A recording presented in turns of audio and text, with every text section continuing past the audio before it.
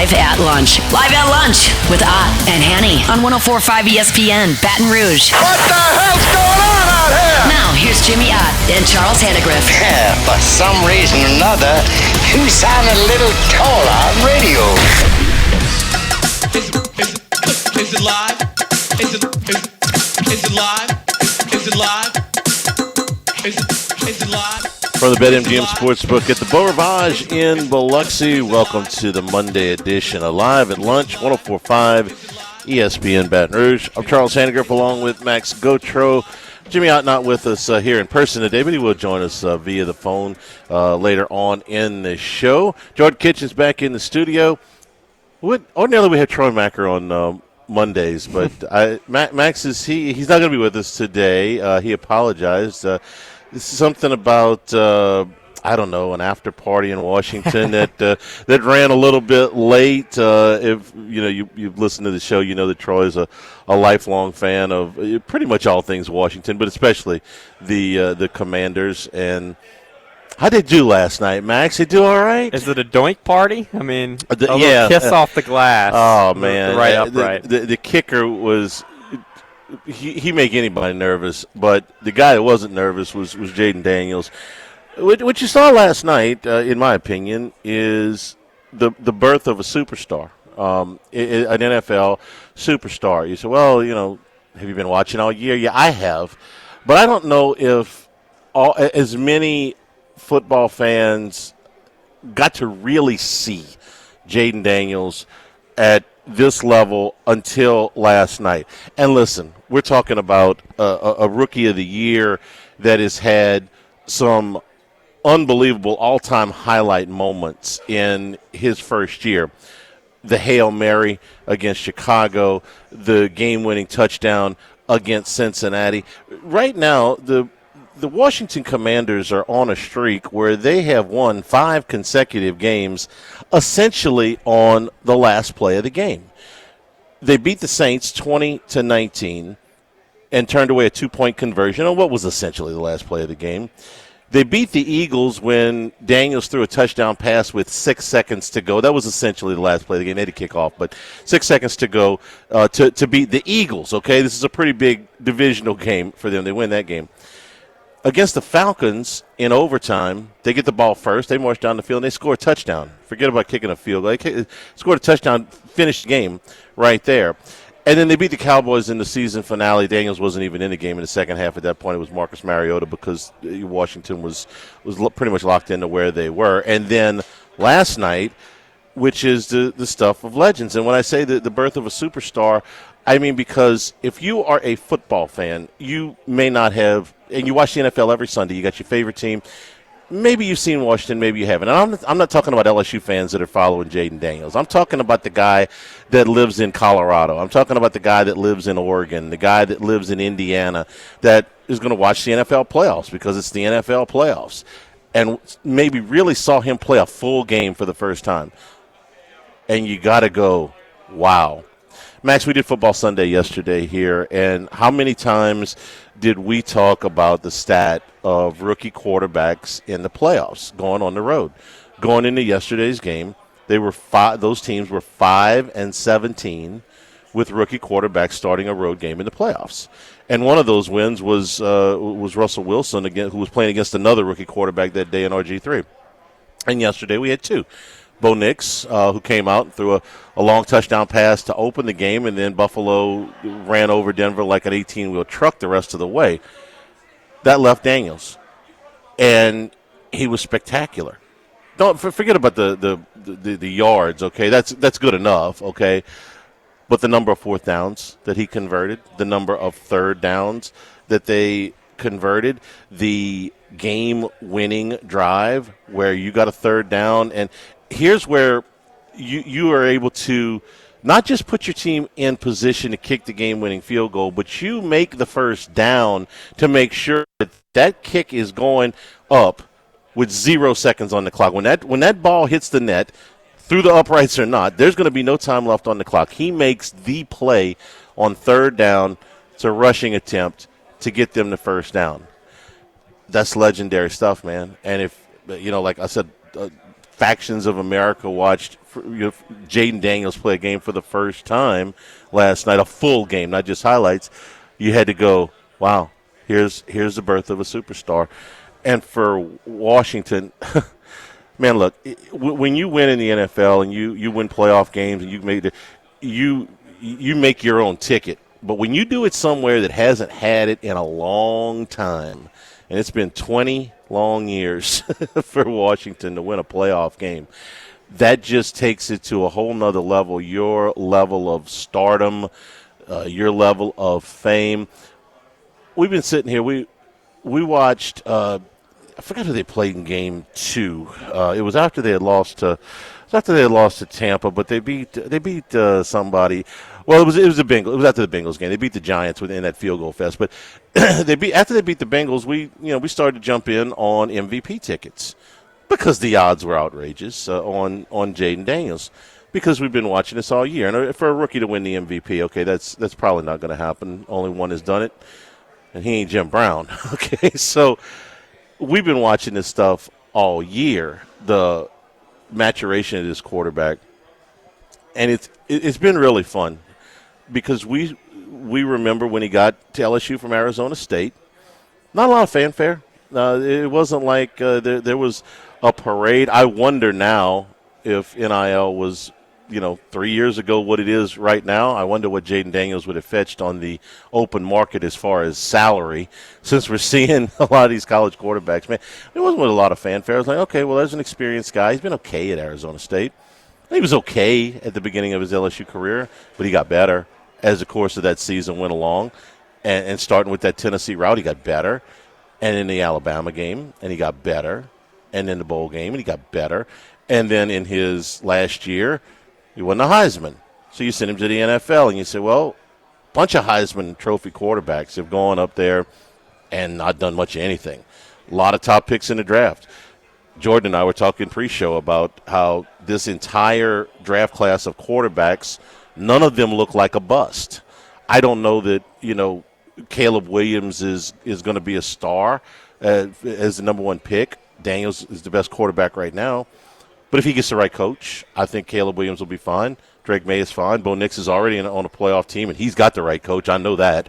And Michael Penix, looked okay for what he was asked to do at the end of the season. That's rare. Most of the time, half, maybe sometimes even more than half of those quarterbacks are bust. So none of this was guaranteed for Jaden Daniels. None of this was given to him. He's worked tirelessly to put himself in his position. And not for nothing. I love Terry McLaurin, okay? Fantastic receiver. But once you get past him, it's not like – and Ertz is still a very good tight end. He's not in his prime anymore. But he's still a good player. Once you get past those couple of guys, it's not like he's playing with an all-star team. It's not like he's got 3 Pro Bowl wide receivers or 2 Pro Bowl linemen. A lot of this stuff, he has taken them, and a rising tide lifts all ships, right, Max? He's kind of put them on his back. He's won some games with his feet. Last night it was really with his arm. I mean, he made some key runs, but it was way more about the passing stats. He was 10 out of 15 when Tampa tried to blitz him. 9.5 yards per attempt when Tampa blitzed him. It's a rookie quarterback now. They ain't nothing.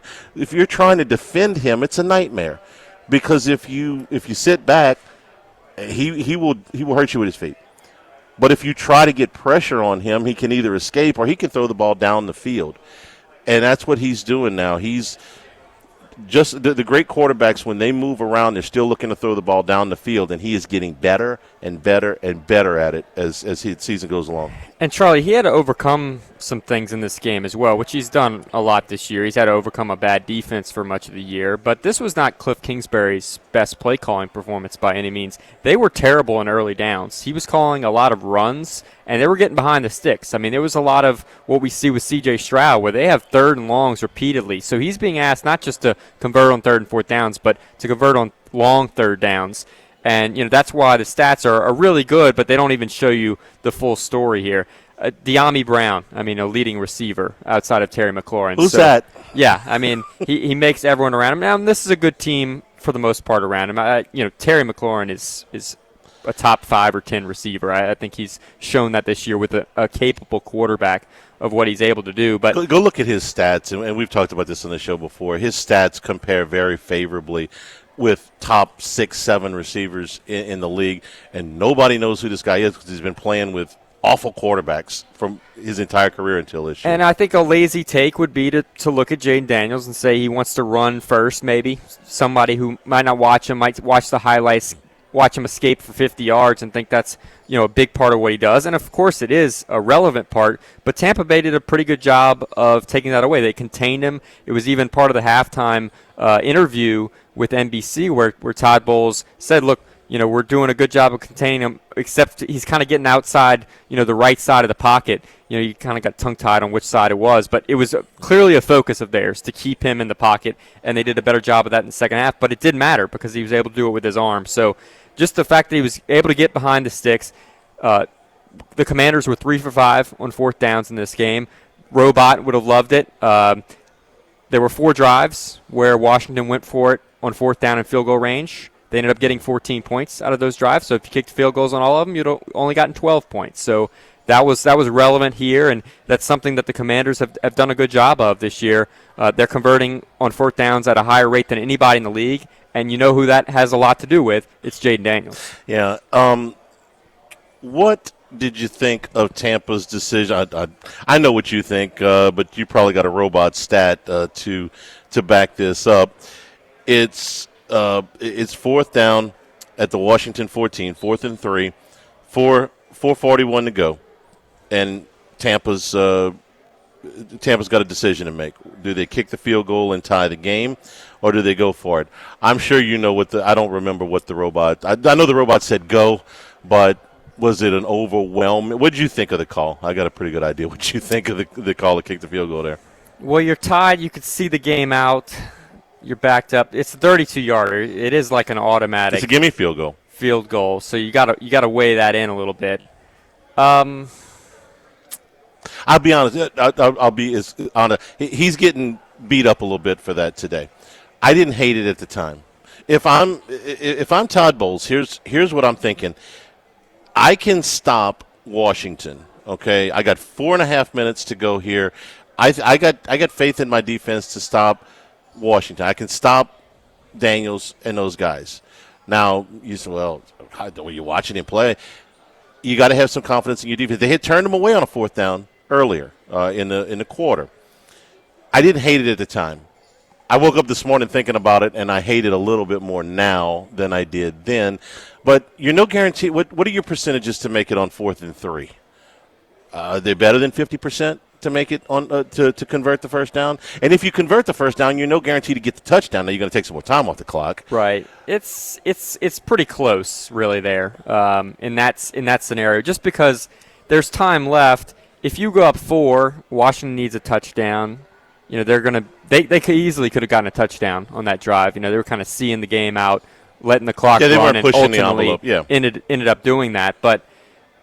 It wasn't egregious. There are a lot of egregious 4th down field goals and punts in my eyes, and that one wasn't the worst. Todd Bowles traditionally has been more conservative on his 4th down decision-making. He's expanded a little bit this year. He's gone for it a little bit more.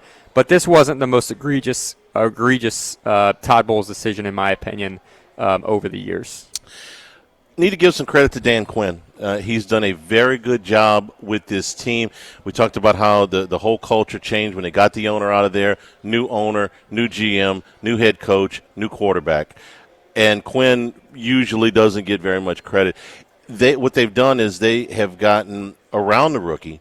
They've gotten I don't want to know about the last little bit of juice out of some really good veteran players that are past their prime.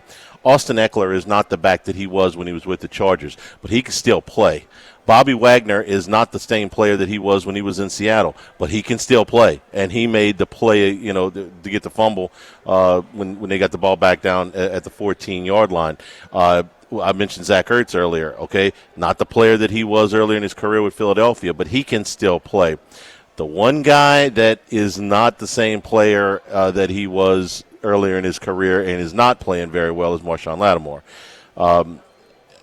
The Saints fans know his battles with Mike Evans are legendary. Okay, those two went back and forth, and most of the time when Lattimore was with New Orleans, he got the best of Evans. He was really, really good against him. A couple outliers, but yes, yeah, for sure. For the most part, not every time, but most part. And Evans is a Hall of Fame receiver.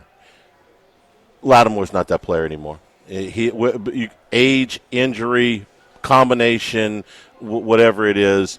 I think the Saints, I said this at the time, he had played only half the games over the previous 2 seasons when they traded him. He's only played, this was his second game, I think, or third Second game. or third. Yeah, he's been out more games than he's been in right. for Washington.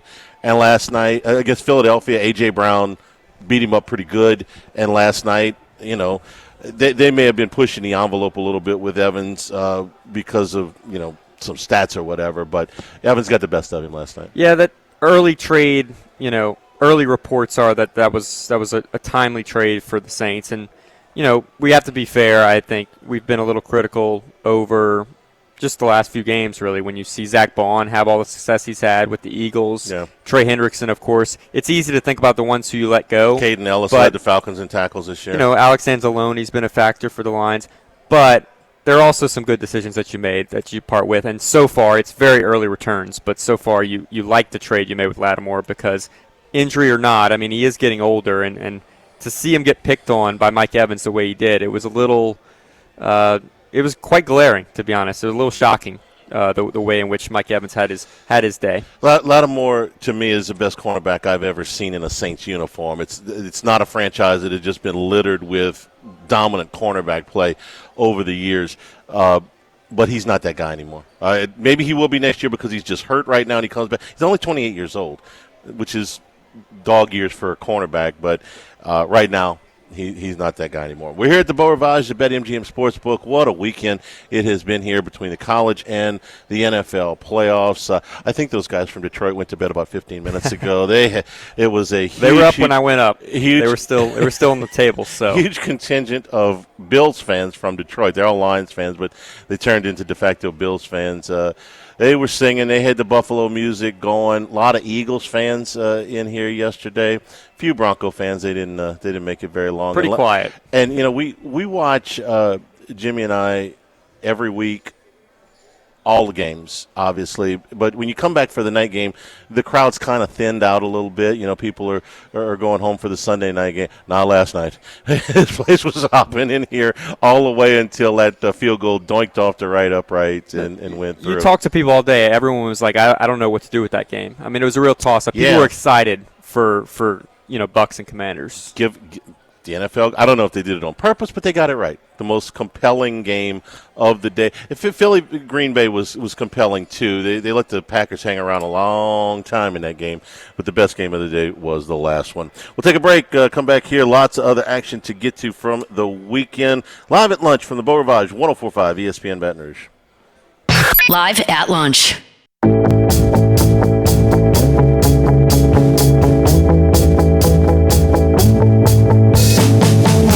Live at lunch with Ott and Hanny from the Beau Rivage on 104.5 ESPN, Baton Rouge.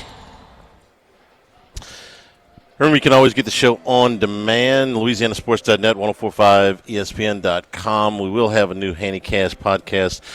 We will be a couple of days into the week before we post that. We're waiting on this will be a transfer portal film. So we're waiting for a few other things to develop here before we post that. But that'll be up later in the week on YouTube. Before we get back to the other games, we're going to be doing that all day. Adam Schefter, go ahead and read the tweet. This kind of came out not terribly long ago about Mike McCarthy. Yeah, this is now multiple NFL reporters saying that Mike McCarthy not expected to return to Dallas. He is out as Cowboys head coach. They could not agree on the length of a contract, and he is a free agent. He is available to discuss with other teams. It's officially, I believe, on Tuesday, but they are not going to make that move. So Schefter reporting that McCarthy is expected to be a candidate in Chicago and New Orleans, which Nick Underhill has also backed and said that the Saints would be very interested in McCarthy. I'll be surprised if New Orleans doesn't offer him the job. Whether he takes it or not, I don't know. But I'll be surprised if New Orleans doesn't offer him the job. McCarthy's history with the Saints goes back quite a ways. He was with New Orleans as the offensive coordinator from 2000 through 2004. And then he left for one season in 2005 to go to San Francisco. And when the Saints needed a coach for the 2006 season, right after the 2005 Katrina year, McCarthy was at the top of their list. In fact, if you look back on that time, and I remember it very well, Mike McCarthy and Sean Payton were both candidates in Green Bay, and they were both candidates in New Orleans. And Sean Payton, this is not breaking news here, he wrote about it in his book, he wanted the Green Bay job. Well, why wouldn't you? Okay, you had Brett Favre in Green Bay. Green Bay was not ravaged by Hurricane Katrina. New Orleans was a very difficult sell as a franchise. I mean, Tom Benson was making strong overtures about moving the team to San Antonio. The roster was a mess. It was not in any way a desirable job, kind of like now. Okay, although it was way worse in 2005 because of the state of the city. And they didn't have any money. They were begging people to buy season tickets and suites and things like that so that the Saints would stay. So Peyton said, I really wanted the Green Bay job, but McCarthy got the offer first. The Saints wanted Mike McCarthy too back in 2006, but they didn't get him. Green Bay got him, and so they settled for Sean Payton. The reason that I can almost hear the press conference now. Mike McCarthy and Sean Payton have a lot of similarities. A lot of similarities. They are the same age. They are 2 months apart in age. They have both won a Super Bowl. Mike McCarthy's career record has a winning percentage of .608, so he's won 61% of his games. Sean Payton in his career, .618. He's won 62% of his games. Each of these coaches are exactly 500 in the playoffs. McCarthy has coached 4 more games in the playoffs than Payton has. That is counting yesterday. Payton is 9-9 in the playoffs. McCarthy is 11-11 in the playoffs. I mentioned that they both won one Super Bowl, and they're both offensive-minded coaches. McCarthy has coached 11 more games in the league than Payton has. They've both been head coaches for the same amount of time. The discrepancy in the total number of games coached is that Payton obviously had to sit out that one season when he was suspended. McCarthy was fired with 5 games to go in his last season at Green Bay. But the Saints are going to sell this, in my opinion, as this guy Sean Payton. We didn't really want Sean Payton to leave in the first place. This guy is Sean Payton. He's got the same record. He's got the same pedigree. He's the same age. He's Sean Payton. He's got a beard and he's a bigger guy, but he's Sean Payton. That's how they're gonna sell this. If he takes the job. The Saints and the Bears are both interested here. Dallas denied Chicago permission to talk to McCarthy last week. His deal expired midnight tomorrow. Is that? Yeah, Tuesday, I think. Midnight tomorrow. Yeah. Okay. So he's got his choice probably, I think, between – if he's got his choice between New Orleans and Chicago, which one does he pick? I think that if McCarthy didn't take the Saints job and took the Bears job, then you would have Aaron Glenn would be the next guy up. Well, the Jets want him. So would you rather go to the Saints or the Jets? Okay? You got 3 shaky ownership situations, okay? Bears have a quarterback. Jets don't. Saints don't. Where are the rosters? I think the Jets roster is a little bit better than New Orleans on the defensive side. They've got some really exciting young players like Garrett Wilson and Sauce Gardner had a bad year this year, but I still think he's one of the better cornerbacks. The Bears have Caleb Williams to sell, but 3 shaky ownership positions to be sure. I don't know. And where you want to live, where are you most comfortable? I can't answer that for McCarthy. But I'll be surprised if they don't offer him the job. It does seem pretty safe, I think, on its head, right? You're not giving a job to somebody who's never had head coaching experience, like an Aaron Glenn or a Joe Brady, if he was going to be mentioned as an offensive type of guy who would take over. The resumes are pretty similar, but I think there's a glaring difference in that McCarthy has been the head coach of the Cowboys for 5 years. So ad nauseum, you see him, you hear about him, you can't avoid him. He's on TV all the time and all the Fox Game of the Weeks. And a big difference, he's got one playoff win since 2017. Yeah. It's been a while since they've been relevant. You know, that Super Bowl was in 2010. It was a year after Sean Payton won his. But it felt like Sean Payton was a little bit more relevant more recently than McCarthy has been. They are not going to rethrow the Endymion parade if McCarthy gets his job. I'm with you. It's a fairly safe hire. He's not going to come in here and be a disaster. You know, he's not going to be who was that yo-yo in with the Chargers that we hated? Brandon Staley? Yeah, he's not going to be Brandon Staley. He's not going to be that idiot with the Broncos. What was his name? Man, I willingly forgot his name. Yeah. We'll get there. Yeah. Anyway, I've forgotten his name. He was Nathaniel Hackett. Hackett. Thank There you. you He was a hack. He's not going to be those guys. No. Okay. But is he capable of taking a complete rebuild here? What he inherited in Dallas, his first year was a COVID year, wasn't terrible. Okay. And was it a Super Bowl roster? Probably not. But, I mean, they were 36-15 over a 3-year period before this year, which was a bad year for them. Now, Mike McCarthy will win games. Is he going to excite the fan base? Probably not. Here's the other interesting thing is, you know, he won one playoff game with the Cowboys in 5 years.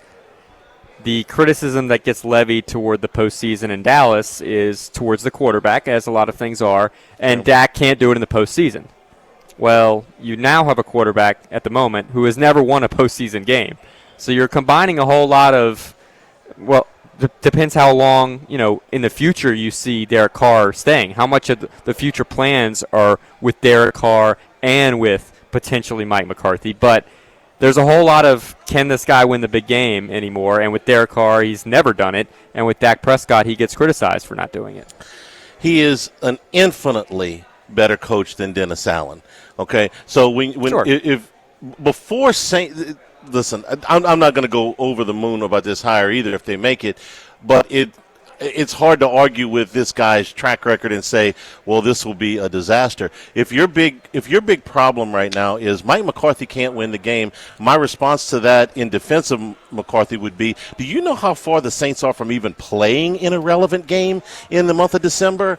How far that roster is, how bad that salary cap situation is, how bad Mickey Loomis has drafted since 2017. You ain't anywhere close to even playing in those games, much less winning them right now. And that's the problem, to me, with this potential hire. McCarthy's a fine coach, but he's fine if you're already sort of in a position to be good, and maybe you've just been lacking that coaching.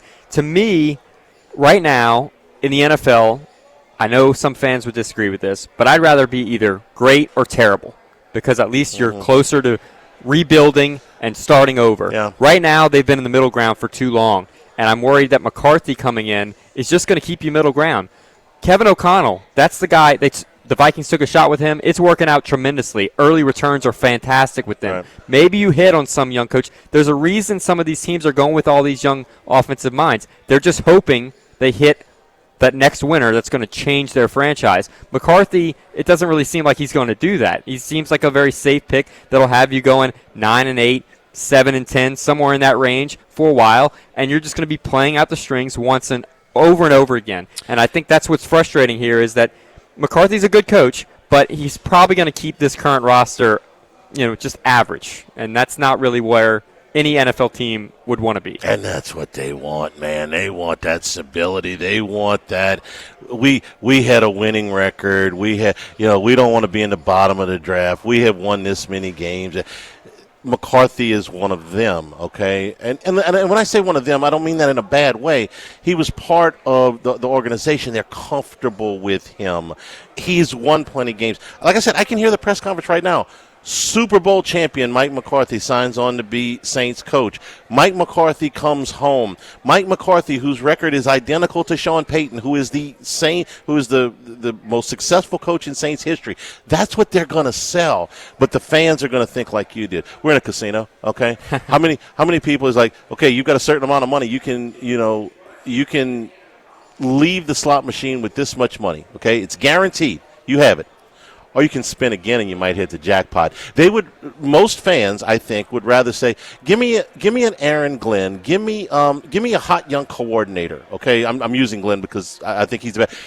Give me one of those guys because he might be the next big thing, rather than this guy who we know can be good, but we don't think is going to be franchise altering. And if he flames out, if he's a terrible pick, if he's Nathaniel Hackett, you break it all down very quickly. It's a quick turnaround. That's the difference. Is Mike McCarthy a Hall of Famer? We talk about Sean Payton in that realm. Right. His resume, Sean Payton's resume, Mike Tomlin's resume, they're all very, very similar. And very similar. Pittsburgh wants Tomlin out now, too. No, the fans want him out. Well, the organization doesn't want him out. Same thing. Ton of success. Had won a playoff game in a minute. We're here at the Beau Rivage, live at lunch, 104.5 ESPN Baton Rouge. Live at lunch. The Thibodeau store and the Pierre Part store. Your New Year's resolution is to make some of those repairs around your house, but you've been putting it off. Maybe you don't want to spend the money to hire a contractor, or you just don't know how to do it yourself. Let the professionals at the Thibodeau store walk you through some of these smaller projects because they can help you out, save you time, save you money. A lot of these things for the do-it-yourselfers are available. Whether you got to pour a little bit of concrete, or you got to make some, change it. You got a little small plumbing problem or a small woodworking problem. You can do those things yourself and save some money, and they will be able to answer your questions. It's not like following a YouTube video. Power tools, hand tools, ton of grills and jambalaya crawfish pots. We're getting into that season right now. Some made Cypress furniture and a ton of fishing gear, too, if you're heading down to the coast fishing. 900 St. Patrick Highway in Thibodaux, and online, ThibodeauStore.com with free delivery available. ThibodeauStore.com.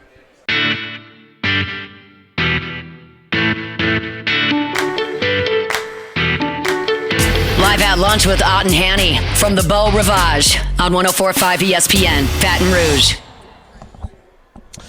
Back here at the BetMGM Sportsbook at the Beau Rivage. We got one playoff game left tonight. That is the Vikings and the Rams are playing a game in Glendale because of the fires in Southern California. But we take a look back at yesterday's game. We're kind of working backwards here with our schedule. The Eagles with a 22-10 win over the Packers.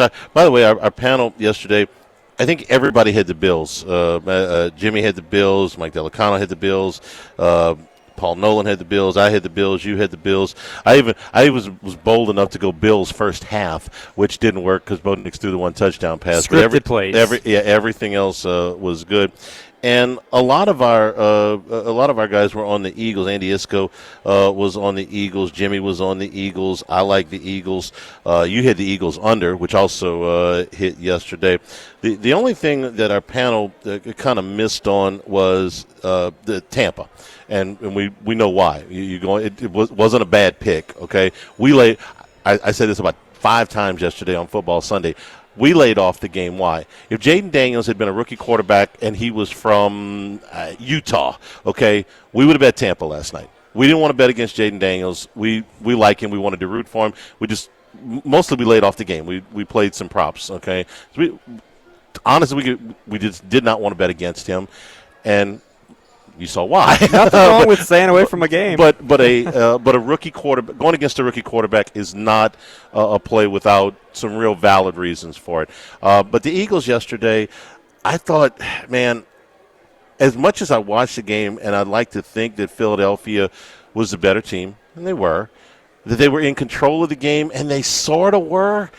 But then I think back, the opening kickoff was fumbled by Green Bay. Philadelphia got the ball. It was a really, really close play. We watched it as many times as they showed it, Max, and we both said the same thing. It looks like Green Bay's got the ball here. If Philadelphia doesn't get that point-blank touchdown, this is a field goal game into the fourth quarter. Is there a much less convincing win and cover, frankly, by the Eagles? I mean, the game was not really much in doubt, but Jordan Love throws 3 picks. Hurts looked banged up as he was coming into the game. Barkley had key runs for them, and you wanted to see that, but Green Bay actually ended up outgaining them in that game. It was not the thrilling performance for the Eagles. I don't think anybody's rushing to the window to play the Eagles to win the Super Bowl after that game, because despite winning by 12 and pretty much having the game in lock for most of the second half, it was not a great performance by Philadelphia. The last interception, I thought that there was, and look, we were rooting for Philadelphia because that was what our pick was, but there was, I thought, a call that is made more often than it's not on a pass interference in the end zone on Zach Bond that wasn't called on the interception that essentially put the game away at the end. I've seen that call made more often than it's not. Saquon Barkley is, the all-pro running back this year. He's had a fantastic year. I thought that they needed every bit of that yesterday because Jalen Hurts looked a little I don't want to say he was injured, maybe a little out of sorts. He just didn't look right to me, okay? There was one point he went to the tent and he came right back out, and I don't know what they were checking him for. I don't know if they were checking his concussion syndromes or what his symptoms.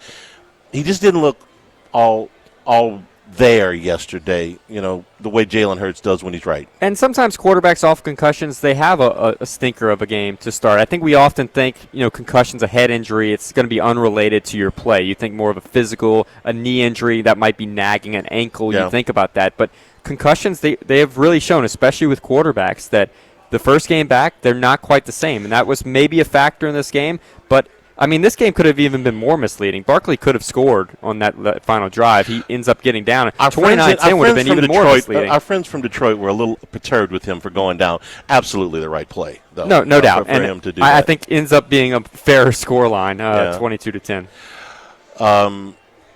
I didn't think Hurts was awful yesterday by any stretch. He just didn't look like the player that he can be at times.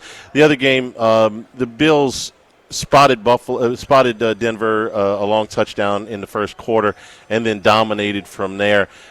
We watched that game as the first game yesterday. The rushing attempts of the Bills, they just ran right through Denver, and it was a little bit of Josh Allen, but it was by Cook had a really good game. They were not able to stop Buffalo on the ground. I thought the touchdown in the back of the end zone was. I didn't think that call was going to stand up, but Buffalo's going to win that game easy anyway. So other than the fact that they spotted Denver the touchdown, easy for the Bills. Game of the week next week is Buffalo and Baltimore. Baltimore demolished them in the regular season, but that was a long time ago. That was back in week 4 or 5. But the Bills couldn't have looked. Like I said, spot them the touchdown after that. They were in control. Yeah, Broncos were a pretender. The defense was a little overrated. The offense really had nothing super productive for a while. This was a blowout of real proportions, and we get what we want. You want to match up two great teams in the Bills and the Ravens, but you also get the MVP matchup. And whichever side of that argument you're on, whether you think Allen or Lamar should be the MVP, you feel good about how they played in the playoffs so far, and that was certainly a knock on Lamar coming in, but he played well on Saturday. So this is what we want. I'm very excited for that game, as I'm sure everyone knows. I think that the MVP is a coin flip right now. I think it could Allen's a heavy favorite just because of the voter fatigue. Having not won it yet, it's going to be more. I think Allen's going to win it because of that, but you look at the stats. I love Lamar, what he's done, and I one of the reasons I played the Ravens to win the Super Bowl is I just think the playoff knock on him is a little overrated. He has 4 playoff losses. It's not like he has this long history of failing the playoffs. It's a very small sample size. You're not sway. I thought Allen was going to win the award, and he still might. I was a little bit surprised. Maybe I shouldn't say surprised, but they put the AP All-Pro team out last week, and it was Jackson ahead of Allen. Not the same voters, but they vote on that too. They didn't have fatigue. That's why I wonder, and I'd have to check it, but I think that's a lot of the same guys that vote. on the MVP. Yeah, it could be. I'm trying to find out odds now. I haven't seen them in a while since the regular season closed down. It's a regular season award. We're here at the Beau Rivage. Of course, we are brought to you by Louisiana Health and Injury Centers, helping you deal with pain. Dr. Michael Goff and his staff done a great job for our family over the years. So whether you got back pain, neck pain, muscle soreness, things that are keeping you from getting around as well as you'd like, or keeping you from getting a good night's sleep, let them help you out. They'll get you in a program that will spotlight and target those problem areas, get you to feeling better. Programs with exercises and stretches that'll loosen things up, or you can get into a situation where you may need dry needling or electric nerve stimulation, cryo or ultrasound therapy. They can help you out. Airline Highway, Plank Road, Jefferson Highway near Drusilla, Dr. Michael Goff, Louisiana Health and Injury Centers. Back to wrap up hour number 1 here at the Beau Rivage, live at lunch, 104.5 ESPN Baton Rouge. Live at lunch. Windows, doors, siding, and shutters. Relief Windows has it all for you. Your homeowners association require wood windows. We're proud to be the premier gelled wood windows company at Relief Windows. These wooden windows combine the beauty of real wood with high-tech energy efficiency features for all climate zones, specially built for extreme weather conditions here in South Louisiana. Built using RLS wood, gelled windows come with a 20-year general warranty and a lifetime limited warranty against rot and termites, providing years of beauty and minimal maintenance. Sure wish I'd known about these gel windows from Relief Windows at the original construction of my home. Relief Windows and reliefwindows.com. Live at lunch. You are looking live. Live at lunch. Live at lunch.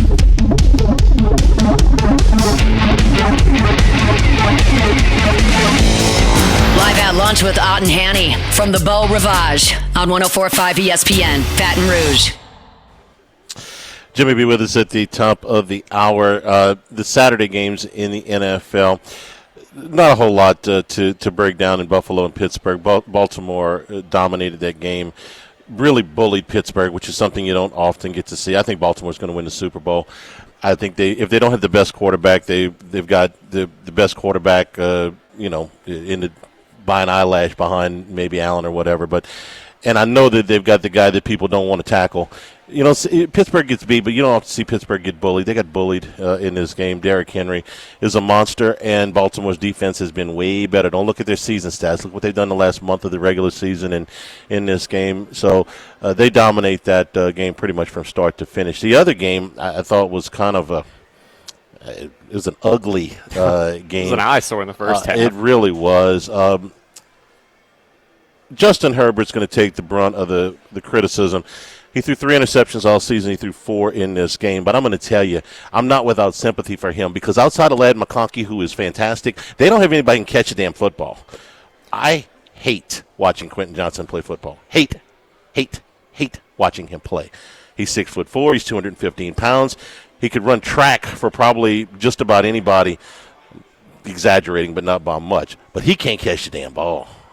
Remember that offseason that LSU, I think it was 17 or 18, they had a bunch of drops the year before, and it might have been right before the 19th season. All they did was catch balls, 1,000 balls a day. They catch them, when they were turning around. They brought doors out there. They'd open the door, and here's the ball. Catch the ball. I would send Quentin Johnson a jugs gun to his house, okay, and say, if you aren't catching balls from the time you wake up in the morning till the time you go to bed at night, I don't want to see you anymore. But he's not the only one. I mean, they dropped ball after ball after ball, but Herbert was bad too. And this is for C.J. Stroud, who's had not nearly as good a season his second year as he did his first. He made some plays. The stat line is not overwhelming, but he made some plays when they needed. And Derek Stingley had a couple of those picks.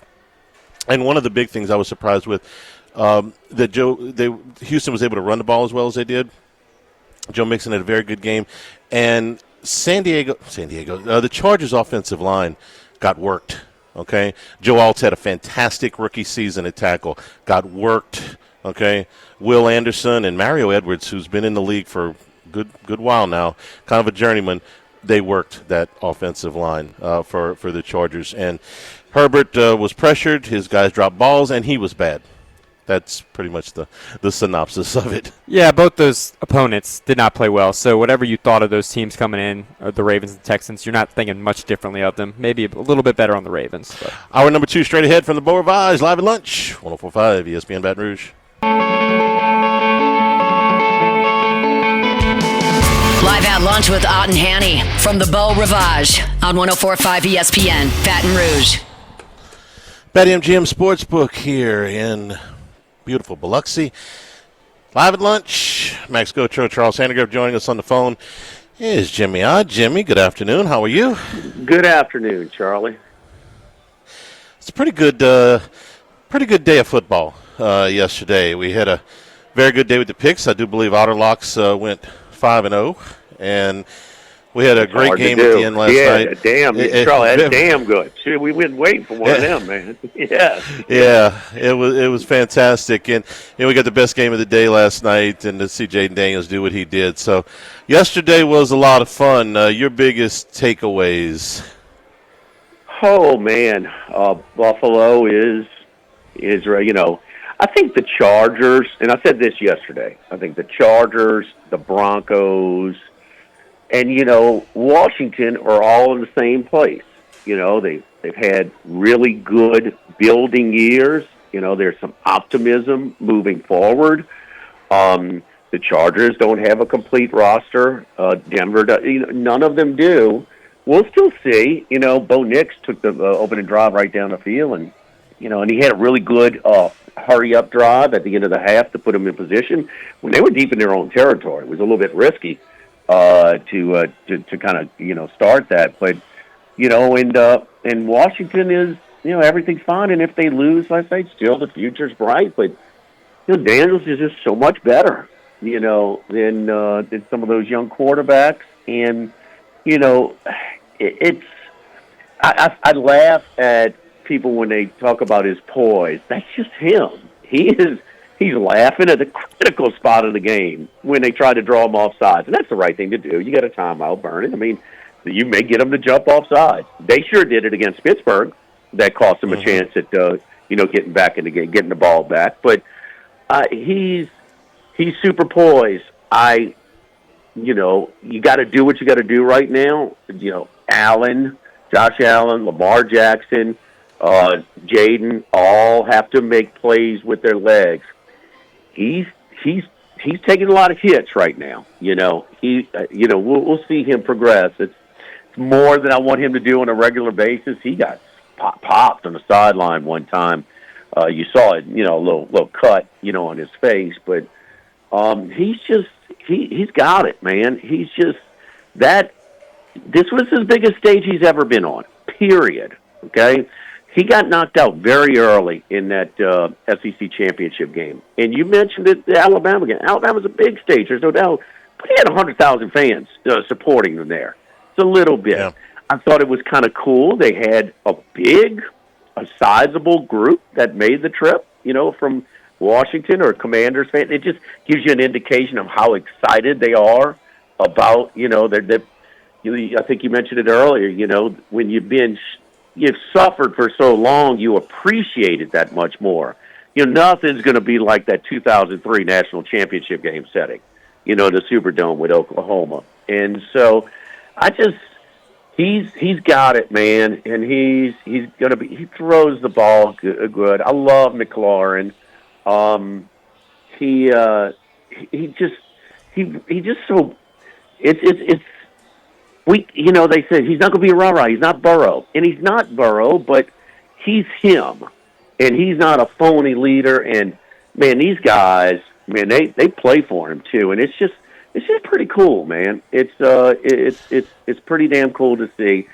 I like the unders as far as the picks going 5-0, and you kind of see why. And one play kind of typifies why I'm on the unders.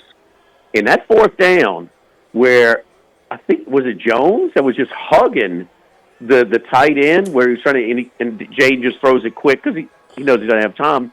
They come back after the commercial break, and the ex-official, the rules expert says, "Oh no, this is interference." I mean, but they eat the whistle in the playoffs. They let them play. a little bit Did it more. in Philadelphia, too. Did it in Philadelphia. It helped us, but clear pass interference on Zach Bond, I thought, in the end zone. They didn't call it. Well, Zach Bond made, I was about to tell you that. I mean, he made more plays in the first 2 games I saw than he made in his down in New Orleans, period. But he's in a Pro Bowl. Yeah. Well, I think All-Pro. Did he all Pro? Yes, he was first-team All-Pro. Yes. He's Yeah, first team I mean- All-Pro, and he started only a handful of games in New Orleans. You know, one other thing about Daniels that I didn't mention earlier, I tweeted this out last night. It's pretty much the only thing I tweeted during the game because I don't like to do that very much. But when the clinching play, the third down play, he pushes off Kalijah Cansey, who's a 285-pound defensive lineman, to get loose. Jimmy, I think you look at Daniels' stature, okay, because he's a long guy. He's not thick. He's stronger than he is, I think, given credit for. Yeah, that no, play, I agree. To be able to push off that guy who ought to be, he's 285 pounds. He ought to be able to just take you and pull you down. And he shrugs that guy off. That was impressive to me. No, he kind of, when he, we still want him to get down. I mean, he's got a lot, but yeah, I don't want him to get hit, but but in these games, you got to try and get that first down when it's close. You know, I know we hate him, but that's great football IQ for him to reach out and get that key third down conversion. On that, you got to do it. When he does it, he does kind of move forward. They're not knocking him back. He's usually moving the guy forward. He's not Josh Allen. He'll never be, but he does have a little bit more power and strength than what his frame kind of indicates. The Eagles yesterday, I my found boy, myself Kurt. watching the game. God, Charlie. Jeez. He did not look right yesterday. He did not look right. I don't know if it was after the tent. There was something wrong with him, but he just wasn't there yesterday. They got through it. I didn't think he didn't make the big mistake. I think was the best part of his game yesterday. They knew they had Barkley. They played with the lead the whole game, but he was off, man. With the lingering effects of the concussion or whatever, he was not right yesterday. Man, he's had enough time. I mean, you think lingering effects from a concussion? He's sat. I mean, I do. I really do. Okay. All right. Well, I don't have a better explanation. He doesn't anticipate. I don't have a better explanation. He never than that. has. He really doesn't anticipate throws. He's got to see guys open. And this but he didn't throw game, balls. He doesn't usually throw balls in the ground, though. I mean, he was throwing balls in the ground yesterday, and I don't usually see that from him. But he avoided the big mistake. The Eagles had the lead. You lean on Saquon Barkley, and you get through. Well, but he's going to have to be better than that if they're going to advance. Throw it up to A.J. Brown. I'm going to have my guy that everybody fears, doing something besides reading a book on the sideline. I'm going to get him involved. I mean, I'm sorry. He's reading a book. I mean, that's one of the most bizarre things I've never seen anything like that on any sideline of football. The guy's got a novel out. These wide receivers, man, I've been telling you about them forever, bro. They're a different crew. So, but no argument. listen, we've debated on man. They were now. He did make the throw, and look, you had to get 7 on that fumbled kickoff. I mean, and that gave them a little bit of a comfort zone throughout his struggles. Because, as you said earlier, that game should have been closer. So, I mean, or it would have been way more. They're booing. The Philly fans are booing. I know, Philly fans, but they're booing. Yeah. They're winning by like 10 or 7 at the time. And, I mean, booing and things like that because they flat out gave up. But they have a complete roster. They could afford a stinker like that where I think Max said you win and you cover, and it was not impressive, but that they got guys. In Green Bay, and they call it some breaks. Green Bay 2 receivers, got hurt. The little punt returner when he was kind of providing a spark. Dobbs went down when he hit his head. He had already had the extra protector on the helmet, and so then Love who was really struggling. But man, that Philly's roster's good, man. It's really, really good. So yards are hard, man. Let me say this. I mean, a lot of quarterbacks struggle more in the playoffs because they're gonna let them play, and yards are just tougher. I mean, Saquon, I mean, is that a tough 100 yards or what? That wasn't easy 100 yards. I mean, how many guys he had to work miss? for it. Yeah. There were some tough things. Green Bay really missed. Christian Watson was out. He's out for the season. They lose Dobbs, and then they lose Reed. And the play that really, and then Josh Jacobs went out before somewhere in the middle of that last drive, not the interception drive, but the drive before that. And where I really noticed it, Jimmy, there was a 4th down and 3. And Green Bay throws an out pass, and it's open, okay? And he's past the first down marker, but he's out of bounds. He's an inexperienced receiver. He's out of bounds by about a foot. And if that's a starting receiver, I don't think he loses track of where he is on the field. Heath was his name. He's just one of the backups. They were down their top 3 receivers and their top running back, and that's just, man, look, playoff games are hard enough to win. You can't just next man up in the 4th quarter in Philadelphia. It's a little bit much. Yeah, I didn't even mention Watson, before the game. So, no, I mean, you're dealing with – and they're not just going to run the ball against Philly's front 7. I mean, they still, if you want to say, maybe Hurts will clear his head a little bit more. Look, man, he's going to go through film study, and then he's going to have a rough film study because he was bad yesterday. Maybe he had a rough He can only get better. He can only get better, and so sometimes he's got to let the ball go. And man, Devontae Smith and AJ Brown, hell, man, let the Goddard. You saw him on the touchdown. I mean, he's a beast. Saquon as your freaking beast check mode. Down. Saquon as your check down. Dude, get it out your hands, man. Let's go. So. Team that wins tonight's got a real chance in Philly next week, I think. I just don't know who's going to win tonight. Vikings, Rams, who you got? Oh, well, I think that matchup-wise, I think it favors Los Angeles. I think that, Flores, we know, Flores, his blitz percentage is high, and they're coming. And, man, Stafford with the 2 smart receivers that he has, I think they invite that, and I think they're going to have some success against the Vikings. So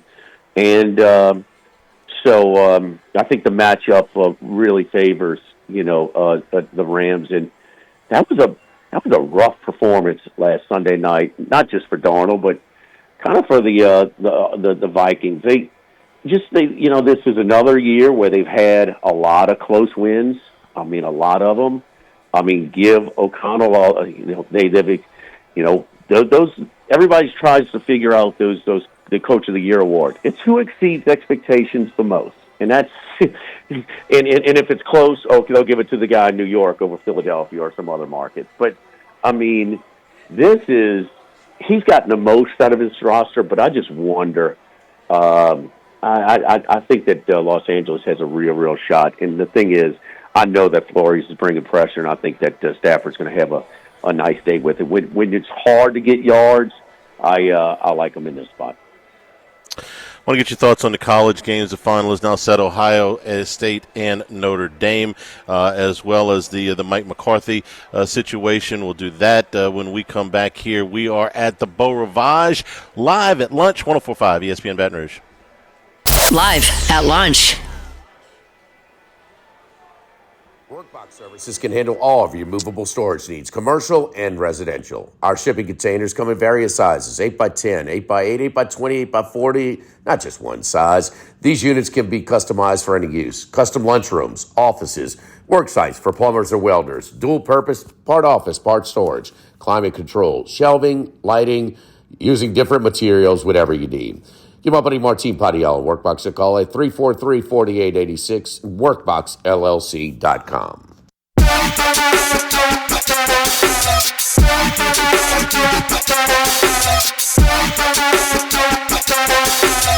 Live at lunch with Ott and Hanny from the Beau Rivage on 104.5 ESPN, Baton Rouge. And we return here at the BetMGM Sportsbook here in Biloxi. Mickey Loomis at the podium doing his post-season I say Mortem. Postseason press conference. Among the things that he said was that he is comfortably uncomfortable with the situation that they are in as far as the salary cap. That they have the most players under contract in the NFL. Next head coach will have the freedom to make all of the staffing decisions. He is not contemplating retirement, and he is very comfortable with everybody in the scouting department in their roles, including Jeff Ireland, although they may tweak some of the processes, which, okay. Anyway, based on all of that and the story that came out earlier this hour that the Cowboys are not going to renew or redo the contract of Mike McCarthy, so he'll be a free agent at midnight tomorrow, and the Saints are interested. Jimmy, what do you make of all of that? I think that the Saints are going to offer Mike McCarthy their head coaching job. That's just my opinion. Whether he takes it or not, I don't know. I think there's going to be an offer from Chicago, too, or at least a possibility. So what do you think? So I think he'd be crazy to take the Saints job. So he's free. Is it with Dallas? Dallas, I thought Jerry Jones was blocking it, or he blocked it last week. He could block it last week because McCarthy was still under contract, but his contract expires at midnight tomorrow, so he is a free agent. They're not going to re-sign him, so he can go wherever he wants. Oh, really? As of midnight tomorrow. Yeah. What job would you take first, the Bears or the Saints? I take the Bears. The Bears have the Bears have at least a quarterback. It's three. It's three situations where you have weak ownership. Okay, I think that the Bears have a quarterback. I would throw the Jets into this. This thing as well. They've got a coaching opening. I think they have a weak owner, but and I think the Jets roster on the defensive side is in better shape than New Orleans and probably Chicago too. But they don't have a quarterback. And there's no path to one. There's not a free agent out there. You don't have a draft pick that can bring you a quarterback. So I would take Chicago, but that's me. Yeah, I agree. Of course, McCarthy has a history with the Saints. And, there's some familiarity there, just like Aaron Glenn. So I see it from the Saints' perspective. I mean, McCarthy, to me, has been pretty average, along. Not bad, not good. Average is not terrible. There's been more bad than good. So maybe better than, the top half, but the bottom part of the top half, I mean, he had Rodgers in his prime for a lot of years. He got a Super Bowl, but one, and only getting to one, Charlie. Man, there was a lot of times when they were, they lost at home in the playoffs. And, and he's had his postseason. He has had some regular season success with Dallas, but the playoffs speak for itself. So, I think maybe one playoff win since he's been there. So, I mean, my thing on the Saints, man, right now, Loomis, yeah, I'm upset at all this, but everybody's here. All the guys responsible for putting in this spot, yep, but we're still moving forward. Yep. So yeah, we're doing great. It's a compromised organization, man, and it's hard to get excited about an organization that's going to be compromised like that. I know that McCarthy won't be a bust. He's not Dennis Allen. He's not Nathaniel Hackett. He's not I've banished that guy's name, the Chargers coach, Brandon Staley. He's not going to be that. And I know how the Saints will sell this. They'll sell it as his record is almost identical to Sean Payton and Mike Tomlin. All three of them, McCarthy's won. They've coached roughly the same amount of games. I mean, it's within like 10 games of each other. McCarthy's won 61% of his games. Payton's won 62% of his games. Tomlin's won 63% of his games. McCarthy's 500 in the playoffs. Payton is 500 in the playoffs. Tomlin, after the last couple of years, is now 3 games below 500 in the playoffs. They've all won one Super Bowl. McCarthy and Payton are the same age. Tomlin's about 10 years younger than them. But they all have very similar records. That's how they're going to sell this. They're going to say, this is Sean Payton. McCarthy's record against Payton's record, they're identical. They're identical. But I think the reaction, I asked Max, his reaction was about what yours was going to be. Was kind of like, okay, if you're going to do that. Well, what do you expect them to? What do you expect them to get when this is such poor situation? I mean, this is about as good as you're going to get. I could tell you that. Listen, I could get behind Mike McCarthy a lot easier if Loomis would have come up there today and said, "Listen, we are going to revamp our scouting department because we've not drafted well, and we are going to take drastic steps to correct our salary cap issues because we can't be in the market as much as we'd like to because we're compromised." But he didn't say that today. He said, "Yeah, we're fine. I think we can turn this thing around very quickly," and I don't see that. But that's me.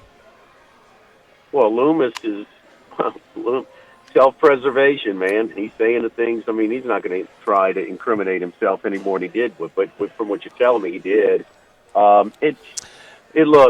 McCarthy, Prescott. Say what you want. Better than most.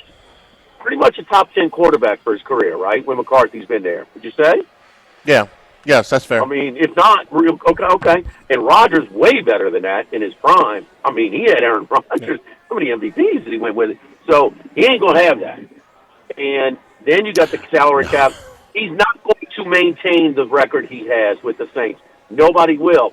Peyton, to be fair, had Breeze for all but 2 years of his head coaching career. I think, and then Tomlin has kind of done it with the weakest quarterbacks. But Tomlin, to get to a point, I mean, to be in position, they have not been a threat in the playoffs in a long, long time. And so, there's a ceiling with him. But I don't think that McCarthy is in the same class as Peyton and Tomlin. And the reason I say that is because, he's an offensive guy, and guys like Ryan Clark have said, man, they run the same plays they ran against us in the Super Bowl 10 years earlier. I think that I don't know if McCarthy can do what Peyton is doing with Bo Nix right now. I don't know if McCarthy can take weak quarterbacks like Trubisky and Pickett and some others, and this year with Fields and Wilson, and still get to the playoffs. So I just think he's very, very average. I think, his roster, he's going to get it. And Charlie, you make a strong case. He should. It's hard to argue. He should have gotten more than one Super Bowl appearance with the talent that he's had for so many years at both stops. Yeah. Yeah, and Tomlin, to be fair, the quarterback situation has been dire there for a number of years, but he had been Roethlisberger for all of his career, actually. But I don't think I don't put Roethlisberger with Rodgers and Breeze. That's for damn sure. He's not as good as Rodgers and Breeze, but he's a Hall of Famer. I mean, he was a top six quarterback. Okay, but they're all Hall of Famers, but they're not all equal. No. Breeze and Rodgers are better, but he wasn't trying to win with John Kitna. He had a pretty good quarterback there for most of his time. Let's move on to he had rougher quarterbacks than the other two combined for those years. So And recently it's been really tough. All right, Ohio State and Texas on Friday night. This one, boy, Ohio State, I thought you and I talked about this on Football Sunday yesterday, had some opportunities to really kind of separate this score and give themselves some breathing room in the first half, but the penalties that killed their second, third, and fourth drives that put them in second and 20 or more stopped all three of those drives, and it kept this game close. And down there at the end, you get you're a yard away, and if you're Texas, if you punch it in there, it's 21-21, and it did not feel like that close of a game, Jimmy. But it's one. Jack Sawyer makes the play, and they end up winning the game and covering. But Texas was a yard away from tying this thing, and we might have been going to overtime. Yeah, man, and listen, this is a Texas team. There's a little history there. They lost their big back, in August camp. So the two backs they have are barely 200 pounds, and there's been a little bit of a lack of short yardage situation. I thought the broadcast team talked about Ohio State's short yardage situation, but still, I've got to criticize to go that wide and give that strong defensive front a chance. They're begging for a chance for a slow developing lateral play to try and get a negative play. And then it's just put him kind of sort of behind the sticks, not behind the sticks, but he made it more of a passing situation. Absolutely, Ohio State should have distanced themselves from this team.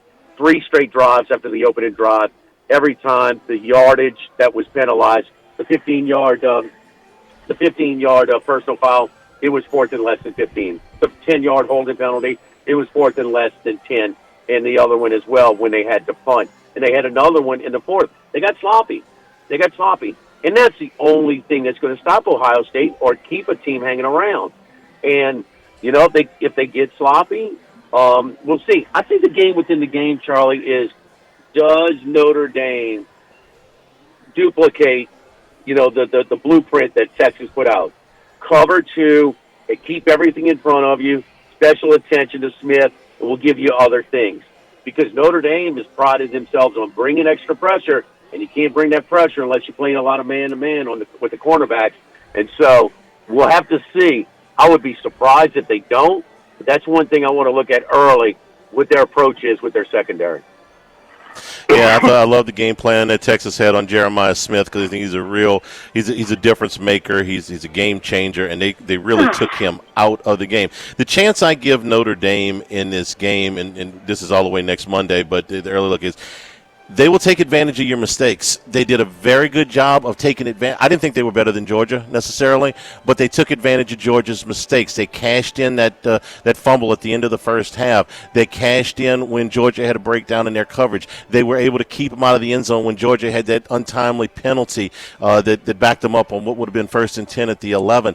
Then against Penn State, they take advantage when the defensive back falls down. Riley Leonard doesn't miss the receiver. When Abdul Carter, who I thought had a great game, doesn't get that fumble near the end of the first half, they cashed that in for points. They got a little bit of a boost going into half. If Ohio State makes some of these mistakes like they made against Texas, Notre Dame seems like the one team that takes advantage of that stuff. They're an underdog, and they're a significant underdog for a reason. Ohio State's got better personnel. But if they screw around a little bit, Ohio State I'm talking about, let Notre Dame hang around, they just might be in trouble. And I think that it'll be a lot of focus with Ryan Day and his crew to try and minimize the mistakes. The sequences at the end of the halves are not sustainable for Notre Dame. The Georgia, the sack, fumble recovery, the cashing in for 7 and the kickoff return for the 14-point bookend possessions. At the half, they got 10 more points to bookend possessions. In this game, the backup quarterback going 6 for 7 and putting them in, and the kicker making a field goal and them taking the second half kickoff. I do respect the hell out of Notre Dame. Freeman, the job he's done. Riley, look, man, this kid's a poor man's Tim Tebow. He runs between the tackles. He's tough. He's a limited passer, but we know his passing skills don't translate to the next level. Damn, he's a winner, man, and he competes. And that's just kind of Notre Dame's team. But Charlie, this is a tough assignment for a Rudy type of overachieving team to kind of go against. We thought Ohio State had the best personnel maybe before the season started. It's obvious now. I agree, and I definitely agree with one thing you said more than anything. This is not sustainable. If they played Ohio State 10 times, they're not winning 4. They're not winning 3. They might not win 2. But they only got to do this one more time. They only got to do this one more time, and if they catch a couple of breaks, look, I'm going to pick Ohio State in this game. I'm going to play the talent. But if they got one puncher's chance, and they don't have to be perfect. They just got to be really, really good. They don't have to be Villanova against Georgetown. Just one more time. One more time, they catch those breaks. Jimmy, appreciate it, man. We'll talk to you tomorrow. Be safe. Okay. Thank you, Charlie. We'll take a break, come here at the Beau Rivage. Big weekend in college basketball as well. We'll get to that when we return here live at lunch from the Beau Rivage, 104.5 ESPN Baton Rouge. Live at lunch. Lofton Staffing Services matches hard workers with the most sought-after employers. So Lofton, you're more than just another employee. We care about your interests and we'll match you with a company that needs your skills. You can complete an application. You can schedule an interview. You can even browse jobs, the comfort of your own home at lofton.jobs. Lofton also offers an unlimited $100 referral bonus. Lofton Staffing Services. We've been putting people to work since 1979. 924-0200 and lofton.jobs.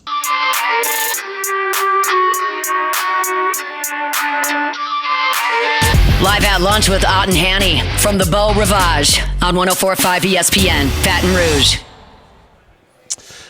Back here at the Beau, live at lunch.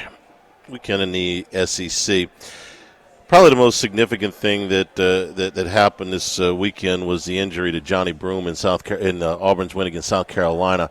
Broome is Auburn's best player on the best team, Max? I would say so, yeah. Yeah, and he's going to miss about a month. So the good news for Auburn is that he was not out for the year. They were worried on Saturday, but you could see Bruce Pearl. I don't know if you saw when he was talking after the game. He looked like a very concerned basketball coach, as I would have been too, because they legit can win the national championship. But if they don't have him, then I don't think they can. It would be really tough. But they're going to get him back, but it's going to be probably the middle of February. That combined with Tennessee's win at Texas, which was just a little closer than we anticipated, right, Max? Maybe about, say, 2 points closer than we anticipated. Yeah, one for some of us. Yeah. But, yeah. Tennessee, they probably didn't deserve to cover. We're making a spread reference here. But Tennessee did enough in that game, to show you what they're made of. Texas was formidable in that game. I thought Texas would kind of bow down a little bit more in that game. They showed some promise. So you like to bounce back after Tennessee had looked so bad against Florida. Right. Which is the only time they've really looked bad all year. And ultimately they won the game. Texas is now 0-3 in conference play. There's a few teams like that now, LSU being one of them.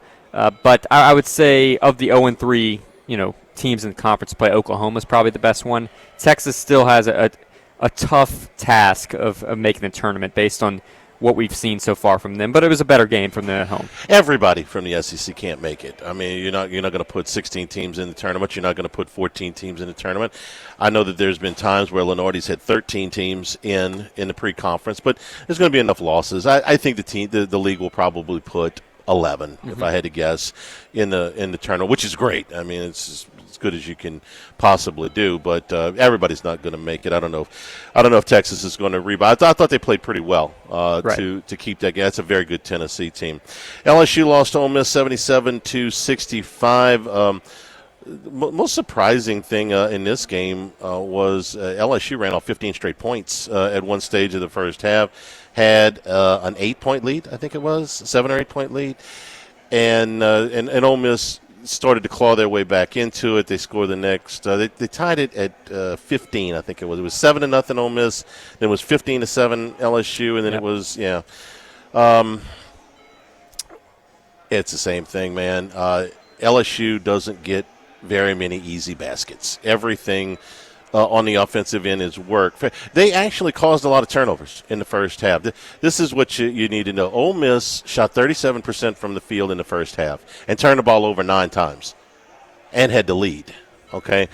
So they didn't play anything close to what they're capable of, and they still had a 2-point lead, and they really controlled the action in the second half. They only turned the ball over 4 times.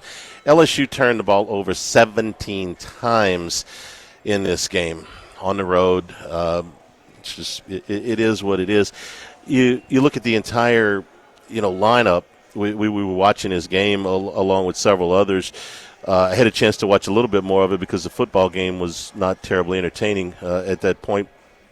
And it just seemed like every time LSU would get into any kind of rhythm, they turned the ball over, and it wasn't a lot of rhythm.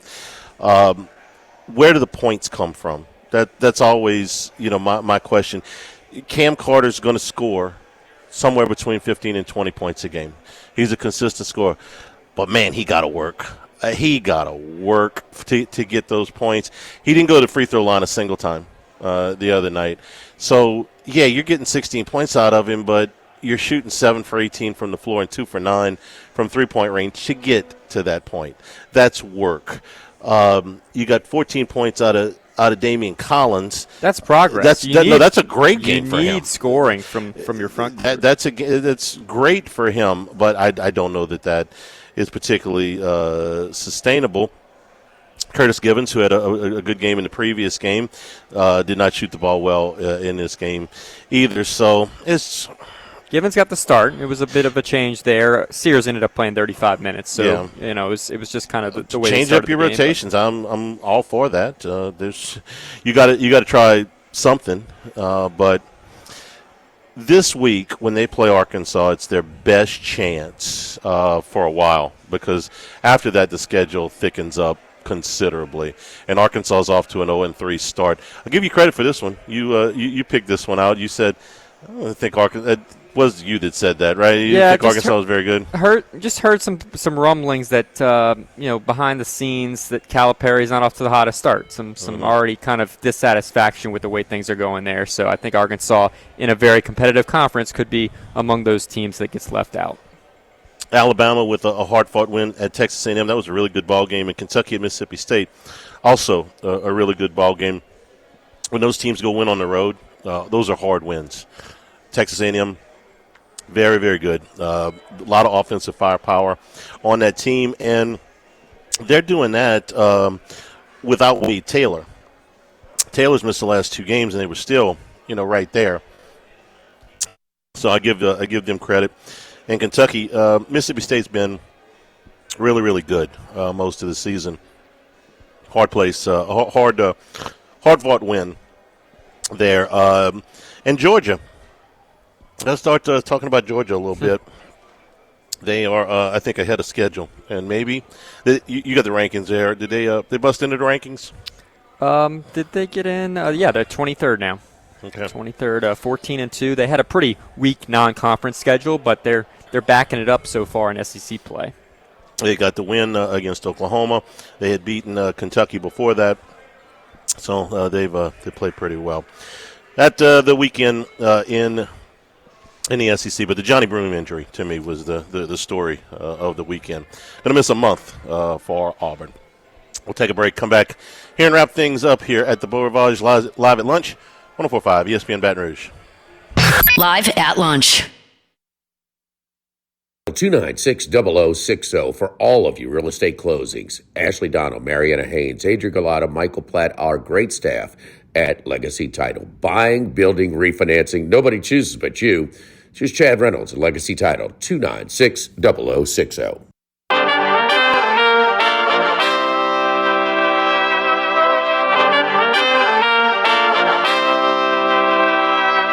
Live at lunch with Ott and Hanny from the Beau Rivage on 104.5 ESPN, Baton Rouge.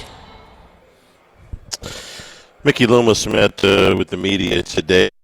If you are hoping for a lot of change in New Orleans, this is not going to make you very happy. Let's see. Where to start? Described himself as positive, glass half full, still pretty patient. Believes that his executives, Jeff Ireland, Kai Hartley, Dave Ziegler, they're all doing a great job. Hartley's he's their cap guy, and he's actually very good at what he does because he's not expected to fit a square peg into a round hole. He's expected to fit a watermelon into a square hole. I mean, he's asked to manipulate a cap in a way that it was never meant to be manipulated. At any rate, it will be the head coach's decision on the entire staff, and we'll have a lot of input in the quarterback situation. Luma said this was one that got to me. He says if he felt like his acumen or his ability to think or do the things necessary were waning, he'd be the first to push for a change. Said the question wouldn't be asked if he wasn't 68. I'll push back on that. The question wouldn't be asked if you were winning. The question wouldn't be asked if you were managing the cap in a responsible way. The question wouldn't be asked if you were drafting Since 2017, the Saints have drafted 41 players. Roughly a third of those guys have become productive NFL guys, and not all of them for the Saints either. You know, Zach Bond, Caden Ellis, or Caden Ellis are among those guys. Andy Reid's going to be 67 this spring. Nobody asking any questions about him because of his age. You know why? Because Andy Reid's still a really good coach. They're not asking questions because of your age. They're asking questions because of your production. And if you're fair about it and you look at it and you say, well, where are the results? Well, the results are pretty good when Peyton and Breeze were here, but since then, not so much. And you don't like the direction that the franchise is trending. Mostly, the most alarming thing he said was, "I think we can turn this around very quickly." They don't have rebuild in their vocabulary. They just don't. And while I can understand being optimistic, that's fine. I can understand wanting to win all the time, that's fine.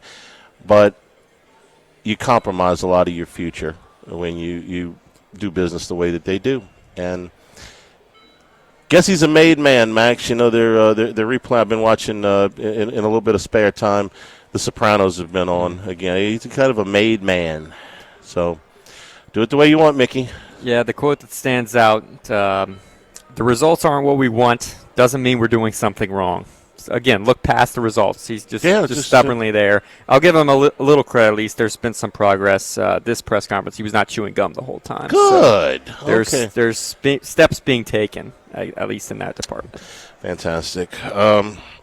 Like I said, Mike McCarthy is going to be a free agent. That news was breaking right when we started the show today. His contract expires tomorrow night. I think he will be offered this job. I don't know if he'll take it, but I think he will be offered this job. It's just my opinion. Nobody's told me that. I don't have any inside information. That's just my opinion. I think they'll offer him the job. Chicago may offer him the job. One of the other teams may offer him the job.